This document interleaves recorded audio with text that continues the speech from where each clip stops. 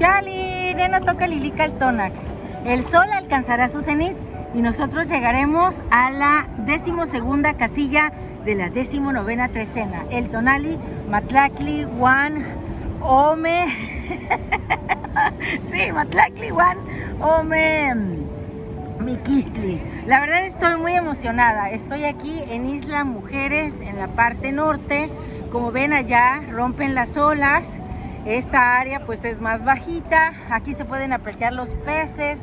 Ya no es lo que era antes. Yo vine hace muchísimos años, pero bueno, la señora Chalchutlicue está aquí y me está brindando su tona. Recuerden que en el numeral 12 tenemos a Tlahuizcalpantecutli, el señor del alba, el que sale por el oriente, el que anuncia los amaneceres. Y yo hoy he amanecido en esta tierra maravillosa. Miren qué preciosidad de mar, de Isla Mujeres, es la isla de las mujeres. Y bueno, en el signo tenemos en el signo Miquistli tenemos a Tezistecatl, el señor del caracol. Y he traído mi caracola. Más adelante voy a hacer voy a tocar la caracola aquí. Ahorita no la bajé porque no te dejan bajar muchas cosas. Pero bueno, estoy muy contenta de estar aquí, de compartir con todos ustedes.